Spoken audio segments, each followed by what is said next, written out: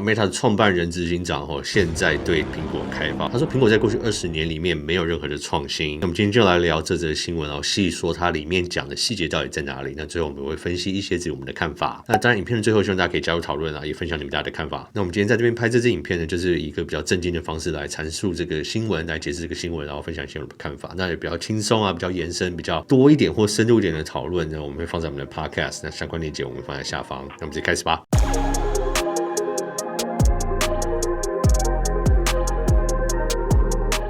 哇，这个话题最近真是闹得沸沸扬扬。祖克伯在参加 Joe Rogan 的一个 podcast 节目中了，但这个 podcast 节目非常长，里面讨论的东西非常多。但大家知道吗？讲到苹果，尤其他们现在就是一个竞争对手的状态，那任何的批评或是称赞都会被拿出来放大检视。那这一次我觉得他对苹果的批评稍微更直接、更尖锐了一点。那我觉得这个对话不仅牵涉到商业上的竞争也会让我们去思考说，在这个科技产业在这种竞争状态下，在未来会往什么地方发展。那第一部分我们就来谈论他批评苹果创新的部分。因为他的看法，他认为苹果自从 Steve Jobs 当年发表 iPhone 之后到现在，没有任何很创新或有创意的产品出来。苹果就靠着 iPhone 这个产品呢，有点像是吃老本吃了20年。那他再更进一步指出了，他觉得近年来的 iPhone 它的销量不断在下降。那当然这个是他的猜测，他觉得说身边的人或者他看到现在的群众，他们会花更长的时间才更新他们的 iPhone， 因为现在每一代跟每一代之间没有什么太吸引人的创新更新，那自然也会降低大家愿意换机的意愿。那讲到这个地方呢，他话锋就一转，提到说，那如果这种情况下，苹果到底怎么持续赚钱，或者是赚更多钱？他就马上抓出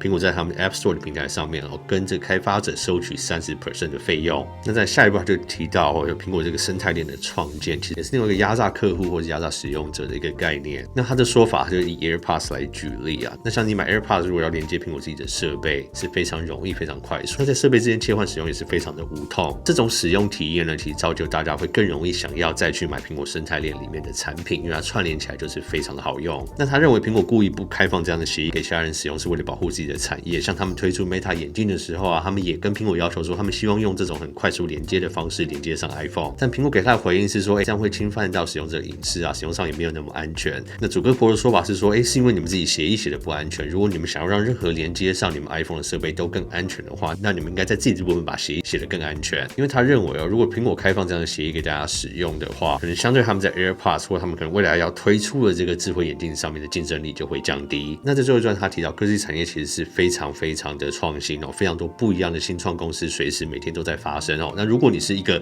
比较老型的公司先前靠着一个创意在生存的，那如果你没有持续在进步，可能不用10年你就会被另外更厉害的新创公司取代。那他认为苹果现在正在慢慢走向这一步可能就像当年的 Nokia 或者这种概念。那以上就是他的讲法没有任何我们的看法、我们的立场，就是根据他在访谈上面直接讲的东西进行翻译。那我们现在来分享一下我们的看法。那首先在创新这个部分，那当然可以很直接的说，苹果上一个让人家觉得非常惊人的产品，或者说真的对市场造成很大影响的产品，真就是 iPhone。那事后在贾博士去世时候推出的像是苹果手表Apple Vision Pro。那虽然我觉得 Apple Vision Pro 是一个非常震撼的产品，但是以现在短时间来讲，说到底它能不能影响整个市场未来的走向还非常难讲。但同时间讲法也不代表说苹果在这20年间都没有进步。你说这样整个生态链的创链还有苹果自家研发的晶片进步到今天这个程度，所以某一方面他们也花很多的时间成本在研发这一类的产品。那大家也不要忘记苹果晶片当年推出来的时候，也让整个市场感到非常的震撼。以我们自己使用者的角度在使用上来呢，以前也真的很难想象这种本来专门为行动装置所设计的处理器，原来在有那么大生产力需求的这个人笔电或是个人电脑上面，竟然可以有那么好的表现。那这个某些程度上其实也让市场上面去重新检视说，到底是不是处理器一定要使用先前像 Intel 这种 X86 的架构。那我们也慢慢看到高通也推出同类型的处理器。那另外一点讲到苹果生态链的建构那其实你说生态链这种建构的模式，很多厂商像是微软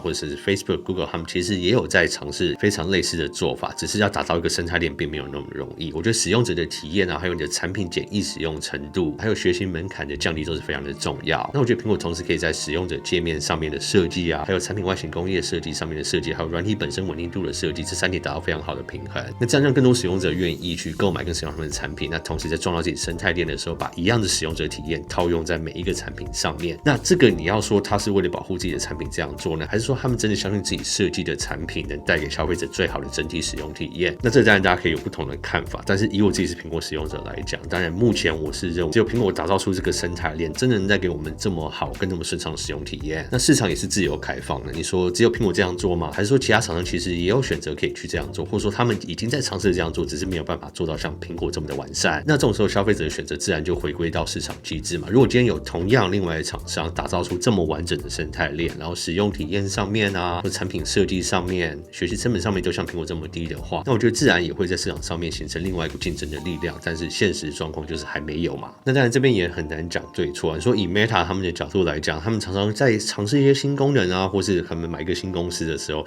他们很大胆的去试错，很大胆的去创新，那同时也推进整个科技产业的进步。那像 Meta 现在自己在钻研的这个不管是 AR、VR 的产业啊，或是 AI 的产业，其实他们走的速度也比苹果还要超前。那只是整体带来到终端使用者的体验是不是我们想要的？我觉得这个大家就可以自己去评断。那我个人觉得这两种公司都各有它的好处啊。你要有一个产业一直在前面迫使大家向前进步，往前面拉，那同时你有像苹果这种可能慢慢打磨，把一个功能做好做到完善之后再推出的这种概念，那其实这个就是自由市场的竞争啊。消费者还是可以自己去选择到底你喜欢的是哪个方式。那这一点同时也可以去解释到为什么主客服觉得说，为什么他们的 Meta 眼镜没有办法跟苹果产品做到这么无痛的串联？那某些角度我或许也认同苹果是为了保护自己生态链系列里面的产品，因为如果真的开放这样的协议出去，那我们假设苹果真的可以做到非常的安全，然后保护所有的消费者的隐私，还是可以无痛那么简单的连接到其他品牌的无线耳机啊，或者这些智慧眼镜上面，那我敢相信一定会对 AirPods 的这个市占率造成一定的影响。但这个部分呢，其实在美国跟在欧盟，苹果相关的这些保护政策都有受到反垄断的这些调查啦。那我觉得这个也是一个市场平衡机制。当苹果可能大到在某些产业是有垄断的这个实力的时候，那自然这个政府的公权力就会进来介入。那不管是做一些牵制啊，或者真的去审视说，到底他们有没有在创造一个公平竞争的环境？那再来关于 App Store 抽成30%， 那这个其实也是先前反垄断调查里面非常大的重点嘛。那现在其实苹果在某些市场也已经被强迫要开放出这个第三方的 App Store 让大家来使用。那到底在现在这个阶段再开放出这种第三方 App Store 的使用模式，还有没有办法对我们既有的使用习惯造成任何的影响？我觉得是非常的难。但反过来讲啊，也有网友在讲说，你们 Meta 里面使用的 Quest Store 也是对开发者进行了30% 的抽成啊，所以你是不是同时在批评着苹果，但是当你自己有这个选择权的时候，你也是在做一样的事情？那其实祖克伯也不是第一次批评苹果，那现在他就有在公开的演讲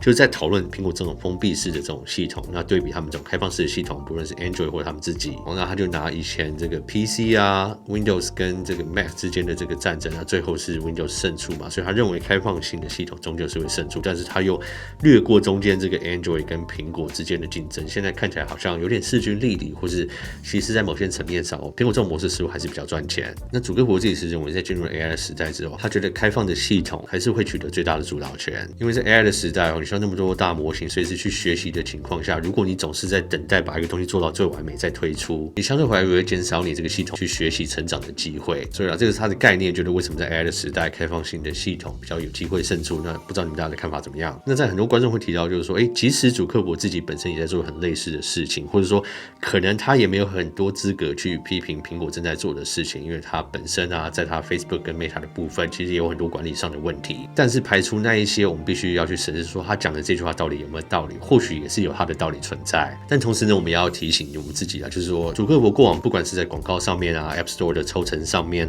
那甚至到苹果推出他们自己的 AR/VR 眼镜 Vision Pro 之后呢，他们已经跟苹果形成一个真正竞争对手的这个状态。面对你直接竞争的对手去批评他们的产品，那多少我们会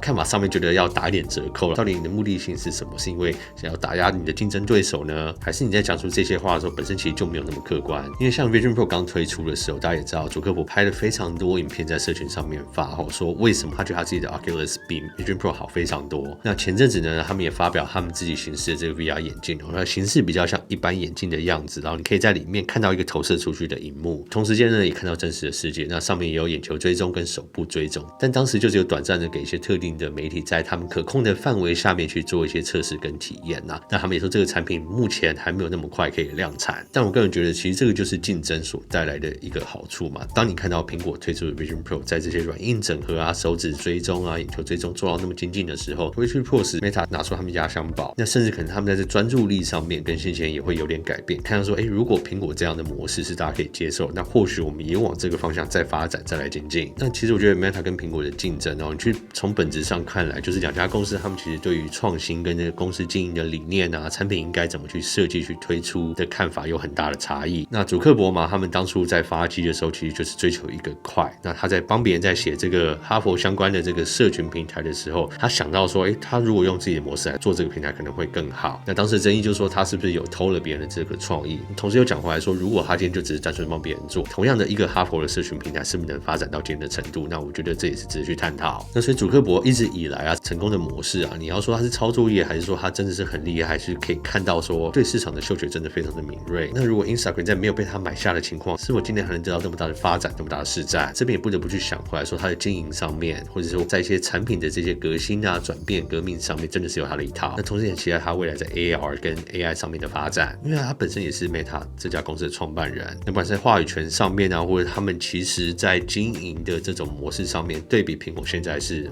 相对是请个专业经营人过来管理的情况下，我觉得还是会有一些本质上的差异。但同时这两家公司本人核心价值差异就非常的大。那很多方面我其实也是比较偏好像苹果这种可能比较在意消费者隐私啊，或是确定把东西做得安全、做得好，再来推出成一个产品给消费者使用。那我们拿到的这个终端的产品使用的体验是非常的好。所以就像我先前讲到，这两者怎么去平衡，我觉得就是让一个自由市场去决定。那我觉得这两者也都有它存在的必要。那最后还是想听看你们大家的看法，你们觉得上述祖克伯讲的这些有没有它的道理存在，还是说你会认为他只是单纯从一个私人比较这个商业的角度啊，想要对苹果进行攻击？因为毕竟他们现在在任何领域都算是有竞争的意味。那如果要更多更深度的讨论，像我前面有讲到，我们有录一个 podcast， 会比较轻松的方式去聊这些东西。那我们同时有3个人在里面一起聊。那我觉得那样的影片也蛮适合大家一起在下面加入讨论。那或许你们提出一些问题，我们也可以在未来的 podcast 里面再来聊。OK， 好，那今天就先到这边，我是苹果店，我们下次见，拜。